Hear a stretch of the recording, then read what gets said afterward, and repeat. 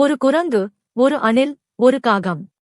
இந்த 3 உயிரினங்களுக்கும் ஒரு சிவ ஆலயத்திற்கும் என்ன தொடர்பு என்று உங்களுக்கு தெரியுமா? திருவண்ணாமலை மாவட்டத்தில் பாலாற்றின் தென்கரையில் மேற்கு நோக்கி அமைந்த சுயம்பு லிங்கமாக அருள்பாலிக்கிறார் அருள்மிகு வாலீஸ்வரர். 16 வயதில் மரணிக்க வேண்டிய மார்க்கண்டேயனை தேடி வந்த யமதர்மன் தவறுதலாக ஈசன் மீது பாசக்கயிற்றை வீசியதால் தன் பதவியையும் இழந்து சாபமும் பெற்றார். தன் தவறை உணர்ந்து யமன் மன்னிப்பு கேட்க பூமியில் தகுந்த நேரத்தில் காட்சி தருவதாக கூறிய ஈசனின் வாக்கின்படி யமதர்மன் காகம் வடிவம் எடுத்து சிவத்தலங்களை வழிபடத் தொடங்கினார். இதே நேரத்தில் கௌதம முனிவரின் மனைவியை தவறான எண்ணத்தோடு நோக்கியதால் உடல் முழுவதும் கண்கள் தோன்றுமாறு சாபம் பெற்ற இந்திரனும் சாபவிமோசனம் தேடி அணில் வடிவம் எடுத்து பூமிக்கு வந்தார். யமனும் இந்திரனும் ஒரே நேரத்தில் இந்த தலத்திற்கு வந்து சேர்ந்தபோது சிவபக்தரான குரங்குகளின் அரசன் வாலியும் ஈசனை வழிபட அங்கு வந்திருந்தார். வாலி, யமதர்மன், இந்திரன் ஆகிய மூவரும் ஒரே நேரத்தில் ஈசனை ஒன்றாக வழிபட சிவபெருமான் அவர்கள் மூவருக்கும் ஒரே சமயத்தில் காட்சியளித்து யமனுக்கும் இந்திரனுக்கும் சாபவிமோசனம் அருளினார்.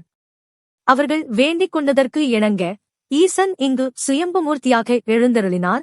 குரங்கு, அணில், முட்டம் அதாவது காகம் ஆகிய 3ம் வழிபட்டதால் இந்த இடம் குரங்கணில் முட்டம் என்று பெயர் பெற்றது. இவர்கள் மூவரும் ஈசனை வழிபடும் அற்புதச் சிற்பங்களை இன்றும் இந்த ஆலயத்தின் தூண்களில் நாம் கண்கூடாக காண முடியும்.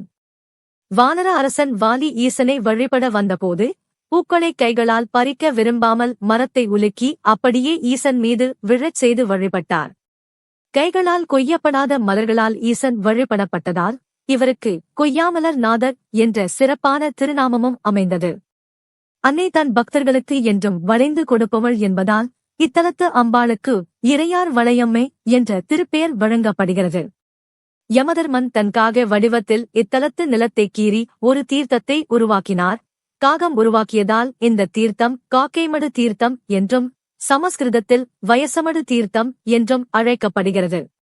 இந்த தீர்த்தம் அமாவாசை வடிவத்தில் அரவட்ட வடிவில் ஆலயத்தின் 3 பக்கங்களையும் சூழ்ந்து அமைந்திருக்க ஈசன் சமவெளியில் உள்ள ஒரு பாறையின் மீது வீற்றிருக்கிறார்.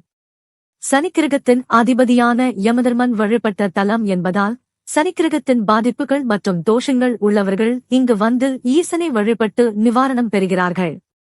ஒவ்வொரு ஆண்டும் சித்திரை மாதத்தில் சில குறிப்பிட்ட நாட்களில் சூரியனின் ஒளிக்கதிர்கள் இந்த மேற்கு நோக்கிய சுயம்பு லிங்கத்தின் மீது நேரடியாக விழுவது பெருஞ்சிறப்பாகும். இத்தலத்திற்கு வருகை தந்த திருஞான சம்பந்த பெருமான், திருவடி உடையாள் மற்றும் ஈசனை போற்றி தன் தேவார பாடல்களால் பதிகம் பாடி பரவியுள்ளார். திருஞான சம்பந்தர் தன் பதிகத்தில் இத்தலத்தை குரங்கணில் முட்டம் என்றும் பரவாவகை வீடு என்றும் குறிப்பிடுகிறார். அதாவது இத்தலத்தை ஈசனை வணங்குவோருக்கு பிறவி பிணி அருந்து முக்தி கிடைக்கும் என்பது ஐதீகம். இந்த ஆன்மீக தகவல் உங்களுக்கு பிடித்திருக்கும் என்று நம்புகிறேன். இந்த வீடியோ உங்களுக்கு பயனுள்ளதாக இருந்தால் லைக் மற்றும் ஷேர் செய்யுங்கள். இதே போன்ற மறைக்கப்பட்ட வரலாற்று அதிசயங்களையும் ஆன்மீக ரகசியங்களையும் எளிமையாக தெரிந்து கொள்ள நமது டாய்போபீடியா சேனலை சப்ஸ்கிரைப் செய்ய மறக்காதீர்கள். Small tips, big impact. ஓம் நம சிவாய.